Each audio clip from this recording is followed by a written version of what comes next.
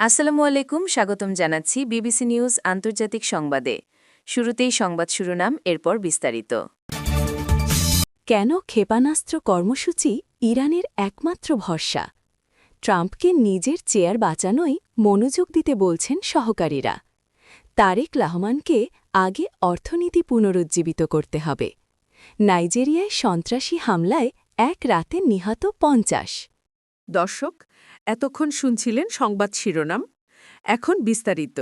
আপনি যদি ইসরায়েলের ধ্বংস চান এবং মুসলিমদের পাশে থাকেন, তাহলে ভিডিওতে লাইক করে চ্যানেলটি অবশ্যই সাবস্ক্রাইব করে দিবেন এবং আপনার মূল্যবান মতামত অবশ্যই কমেন্টে লিখে জানিয়ে দিবেন। এখন বিস্তারিত। কেন ক্ষেপণাস্ত্র কর্মসূচি ইরানের একমাত্র ভরসা? পৃথিবীতে আরব বিশ্ব বলতে একটি স্পষ্ট ও উল্লেখযোগ্য ব্লক আছে, কিন্তু এই অঘোষিত জোট বা পক্ষের সামষ্টিক কোনো প্রতিরক্ষা ব্যবস্থা কিংবা কৌশলগত নীতি নেই, যেমনটা আছে পশ্চিমাদের ব্লকের, যার নাম ন্যাটো। এই সামরিক জোট যুক্তরাষ্ট্র, যুক্তরাজ্য সহ ইউরোপের নিরাপত্তার জন্য সবচেয়ে বড় ভরসা। অপরদিকে বর্তমান নৈরাজ্যবাদী বিশ্বের মধ্যপ্রাচ্যের মতো সহিংসতা ও সংঘাতময় অঞ্চলে টিকে থাকার একমাত্র নির্ভরতা নিজস্ব সক্ষমতা।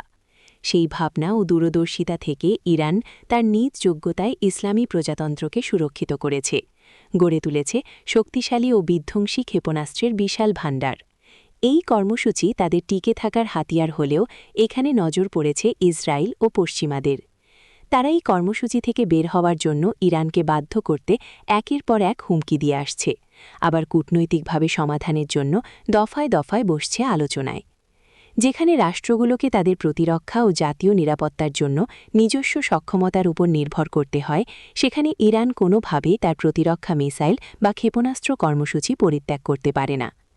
সাম্প্রতিক বছরগুলোতে ইরানের ক্ষেপণাস্ত্র সক্ষমতা এবং এই বিষয়ে তেহরানের অআলোচনাযোগ্য অবস্থানের জেদ দেশটির সঙ্গে পশ্চিমা বিশ্বের মতপার্থক্যের অন্যতম প্রধান বিষয় পরিণত হয়েছে, যা মার্কিন প্রেসিডেন্ট ডোনাল্ড ট্রাম্প প্রশাসনের চাপ থেকে শুরু করে ৩টি ইউরোপীয় দেশও, যুক্তরাজ্য, ফ্রান্স ও জার্মানি সমন্বিত অবস্থান পর্যন্ত বিস্তৃত। মূল প্রশ্ন হল, কেন ইরান তার ক্ষেপণাস্ত্র সক্ষমতা নিয়ে আলোচনা বসতে এত দৃঢ়ভাবে নারাজ? এর উত্তর অবশ্যই আন্তর্জাতিক ব্যবস্থার প্রকৃতি, ইরানের ঐতিহাসিক অভিজ্ঞতা এবং একটি অস্থির পরিবেশে টিকে থাকার চুক্তির মধ্যে খুঁজতে হবে। ট্রাম্পকে নিজের চেয়ার বাঁচানোয় মনোযোগ দিতে বলছেন সহকারীরা। ইরানে আগ্রাসন চালানোর জন্য মধ্যপ্রাচ্যে ইতিহাসের ব্যয়বহুল পদক্ষেপ নিচ্ছেন মার্কিন প্রেসিডেন্ট ডোনাল্ড ট্রাম্প। ইতোমধ্যে দেশটির সশস্ত্র বাহিনী এমন প্রস্তুতি নিয়েছে যা ২০০৩ সালে ইরাকে হামলার আগের প্রস্তুতিকেও ছাড়িয়ে গেছে। যে কোনো সময় ট্রাম্পের হুকুম পেলেই মার্কিন যুদ্ধবিমান উড়াল দেবে তেহরানের দিকে এবং ক্ষেপণাস্ত্র গিয়ে আছড়ে পড়বে ইসলামী প্রজাতন্ত্রের ভূমিতে। আয়াতুল্লাহ আলী খামেনির দেশকে যে কোনো মূল্যে হাতের মুঠোয় আনতে এবং দেশটির শাসন ব্যবস্থার পরিবর্তন বা রেজিম চেঞ্জ চান ট্রাম্প। কিন্তু তার সহকারীরা বলছেন ভিন্ন কথা। খামেনির চেয়ে ট্রাম্পের ক্ষমতা বেশি নড়বড়ে হয়ে যেতে পারে বলে আশঙ্কা প্রকাশ করেছেন তারা। আগামী নভেম্বরে যুক্তরাষ্ট্রে মধ্যবর্তী নির্বাচন। এই ভোটযুদ্ধে ক্ষমতাসীন দল রিপাবলিকানদের পরাজয়ের আশঙ্কা প্রতিনিয়ত ঘনীভূত হচ্ছে, কারণ ট্রাম্প একের পর এক বড় সিদ্ধান্ত নিয়ে বিতর্কিত হচ্ছেন। সর্বশেষ শুক্রবার দেশটির আদালত বিশ্বব্যাপী আরোপ করা শুল্ক অবৈধ ঘোষণা করে দিয়েছে।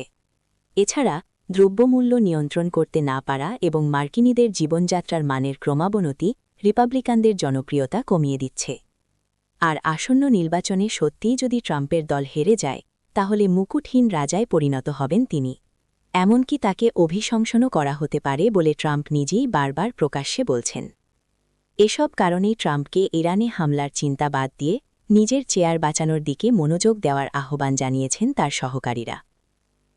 রয়টার্স এক প্রতিবেদনে জানায়, ট্রাম্প যুক্তরাষ্ট্রকে ইরানের সঙ্গে যুদ্ধের দ্বারপ্রান্তে নিয়ে গেছেন, যদিও তার উপদেষ্টারা তাকে ভোটারদের অর্থনৈতিক দুশ্চিন্তার দিকে বেশি নজর দেওয়ার আহ্বান জানাচ্ছেন। এটি এই বছরের মধ্যবর্তী নির্বাচনের আগে সামরিক উত্তেজনা বাড়ানোর রাজনৈতিক ঝুঁকিকে স্পষ্টভাবে ফুটিয়ে তুলছে। ট্রাম্প মধ্যপ্রাচ্যে বিশাল সৈন্য সমাবেশ এবং ইরানের বিরুদ্ধে সম্ভাব্য কয়েক সপ্তাহব্যাপী বিমান হামলার প্রস্তুতির নির্দেশ দিয়েছেন। তবে ১৯৭৯ সালের বিপ্লবের পর ইসলামী প্রজাতন্ত্রের বিরুদ্ধে কেন তিনি যুক্তরাষ্ট্রকে এই সবচেয়ে আগ্রাসী পদক্ষেপের দিকে নিয়ে যাচ্ছেন, তার বিস্তারিত কারণ তিনি মার্কিন জনগণের কাছে এখনও ব্যাখ্যা করেননি। ইরানের প্রতি ট্রাম্পের এই অতিনিবিষ্টতা তার দ্বিতীয় মেয়াদের প্রথম ১৩ মাসের এজেন্ডার সবচেয়ে বড় উদাহরণ হয়ে দাঁড়িয়েছে। জনমত জরিপ অনুযায়ী জীবনযাত্রার ব্যয়ের মতো অভ্যন্তরীণ বিষয়গুলো অধিকাংশ মার্কিনীর কাছে উচ্চ অগ্রাধিকার পেলেও ট্রাম্পের পররাষ্ট্রনীতি এবং সামরিক শক্তির ব্যাপক ব্যবহার প্রায়শই সেই বিষয়গুলোকে ছাপিয়ে যাচ্ছে। হোয়াইট হাউসের এক ঊর্ধ্বতন কর্মকর্তা জানান, ট্রাম্পের যুদ্ধংদেহী বাগারমর্ব সত্ত্বেও ইরানের ওপর হামলা চালানোর বিষয়ে প্রশাসনের অভ্যন্তরে এখনও কোনো একীভূত সমর্থন নেই। তারেক রহমানকে আগে অর্থনীতি পুনরুজ্জীবিত করতে হবে। ত্রয়োদশ জাতীয় সংসদ নির্বাচনে তারেক রহমান নেতৃত্বাধীন বিএনপি ২/৩ সংখ্যাগরিষ্ঠতা পেয়েছে। ২০২৪ সালের ছাত্র জনতা নেতৃত্বাধীন বিপ্লবের পর গত ১২ ফেব্রুয়ারি অনুষ্ঠিত এই প্রথম নির্বাচনে ক্ষমতাচ্যুত সাবেক প্রধানমন্ত্রী শেখ হাসিনার দল আওয়ামী লীগ নিষেধাজ্ঞার কারণে অংশগ্রহণ করতে পারেনি। আবার এই নির্বাচনের মধ্য দিয়ে বাংলাদেশে ইসলামপন্থী দল জামায়াতে ইসলামী আবির্ভাবও ঘটেছে। ১৯৭১ সালে দেশ স্বাধীনের পর থেকে আওয়ামী লীগ এবং বিএনপি পালাক্রমে শাসন করেছে ঢাকার মসনদ। জামায়াত এককভাবে কখনো ক্ষমতায় না থাকলেও কখনো দুর্নীতিতে না জড়ানোর গৌরব আছে দলটির। এবার তারা ভারতের পশ্চিমবঙ্গ রাজ্যের সীমান্তবর্তী অঞ্চলে ভালো সমর্থন পেয়েছে। জাতীয় সংসদে নিরঙ্কুশ ক্ষমতার সুবাদে বিএনপি সরকার শুরুতে যা ইচ্ছা তাই করতে পারে এবং নিজেদের খুশিমতো নতুন আইনও প্রণয়ন করতে পারে। এমনটা ভাবা হলেও অর্থনীতির ক্ষেত্রে হোঁচট খেলে বিএনপি সরকার একদিকে জামায়াত এবং অন্যদিকে আওয়ামী লীগের সুপ্ত জনসমর্থনের চাপের মুখে পড়তে পারে।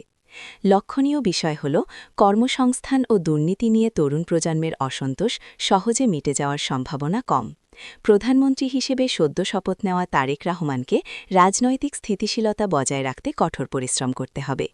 তবে তার রাজনৈতিক সাফল্য নির্ভর করবে অর্থনীতি পুনরুজ্জীবিত করার উপর।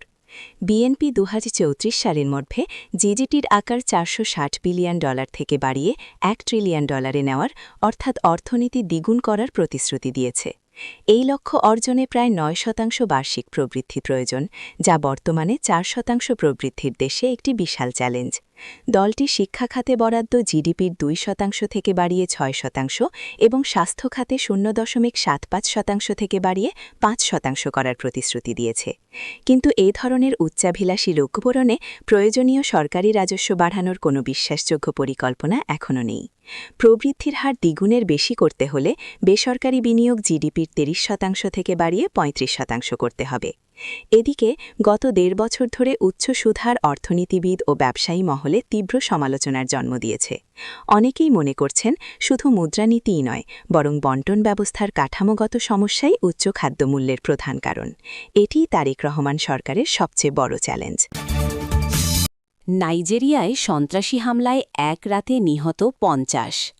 নাইজেরিয়ার জামফারা রাজ্যের একটি গ্রামে রাতভর নারকীয় হত্যাকাণ্ড চালিয়েছে সন্ত্রাসীরা। স্থানীয় সময় বৃহস্পতিবার রাতে হামলাটি শুরু হয়, চলে শুক্রবার সকাল পর্যন্ত। এতে অংশ নেয় ১.৫ শতাধিক বন্দুকধারী। তারা মোটরসাইকেলে করে এসে গ্রামের পর গ্রাম হত্যাকাণ্ড চালায়। এতে জামফারার বুক্কুবোম এলাকার তুঙ্গান দুৎসে গ্রামেই অন্তত ৫০ জন নিহত হয়েছে। বন্দুকধারীরা গ্রামটি ছেড়ে চলে যাওয়ার আগে বেশ কয়েকজন নারী ও অনেক শিশুকে অপহরণ করেছে বলে কর্তৃপক্ষ ও স্থানীয় বাসিন্দারা জানিয়েছেন। সশস্ত্র সন্ত্রাসীরা মোটরসাইকেলে এসে ঘরবাড়িতে আগুন ধরিয়ে দেয় এবং বাসিন্দাদের অপহরণ করতে শুরু করে। বুক্কুওম সাউথ এলাকার সংসদ সদস্য হামিসু এ ফারু বলেন, তারা এক গ্রাম থেকে অন্য গ্রামে যাচ্ছিল। তাদের হামলায় অন্তত ৫০ জন নিহত হয়েছে।